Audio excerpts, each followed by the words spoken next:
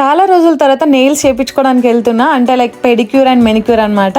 దీని నేమ్ కాజీ నెయిల్స్. ఇది మన ఇంటి పక్కనే ఉంటది అనమాట, జస్ట్ 2 minutes డిస్టెన్స్. లోపల చూసారు కదా, అంబియన్స్ కూడా చాలా బాగుంటది అండ్ మెయింటెనెన్స్ కూడా సూపర్ గా చేస్తారనమాట వీళ్ళు, నీట్ గా ఉంటది. ఇందులో only pedicure and manicure services మాత్రమే ఉంటాయి అనమాట. దాని తర్వాత నెయిల్ ఆర్ట్ అంతే తప్ప ఇంకా ఏ బ్యూటీ సర్వీసెస్ అయితే ఇందులో ఉండవు. అండ్ ఫస్ట్ మనం వెళ్ళగానే వాళ్ళు నెయిల్ కలర్ సెలెక్ట్ చేసుకోమంటారు అండ్ నేనైతే 2 కలర్స్ సెలెక్ట్ చేసుకున్నాను. సో సోక్ చేయడానికి కూడా మనకి ఎలాంటి ఫ్లేవర్ కావాలంటే అదే ఇస్తారు. సో పొమోగ్రానేట్ ఫ్లేవర్ ఏమని చెప్పాను, సో ఆ ప్యాక్ మాత్రమే దానిలో వేస్తుంది. అండ్ సాల్ట్ 2 కలిపి లెగ్ సోక్ చేయమన్నారు. వాటర్ అయితే టూ మచ్ హాట్ ఉన్నాయి అనమాట, నాకు ఆల్రెడీ ఎక్కువ హాట్ అంటే నచ్చదు, ఇంకా మళ్ళీ కొంచెం కూల్ చేయించుకున్నాను. వీళ్ళు పెడిక్యూర్ చేయడానికి చాలా ఐటమ్స్ యూజ్ చేస్తున్నారు, కింద స్క్రబ్ అండ్ ఎక్స్ఫోలియేట్ చేయడం కోసం ఫీట్ ని. ఇది కంప్లీట్లీ పెడిక్యూర్ అండ్ మెనిక్యూర్ అని చెప్పాను కదా, వీళ్ళ అంతా ఎక్కువ నెయిల్స్ మీదనే ఫోకస్ ఎక్కువ ఉంది. అండ్ కొంచెం మసాజ్ అలా కూడా చేశారు ఫీట్ కి, బాగానే అనిపించింది నాకైతే. అండ్ హాట్ స్టోన్ తో కూడా మసాజ్ చేసింది ఫీట్ అండ్ కాసేపు అట్లా కింద పెట్టేసి ఉంచింది అనమాట. దానివల్ల మనకి బ్లడ్ సర్క్యులేషన్ బాగా అవుతుందంట. హీల్ ప్లేస్ లో వ్యాక్స్ పెడతారంట, దానివల్ల చాలా స్మూత్ గా అవుతాయి అనమాట లెగ్స్.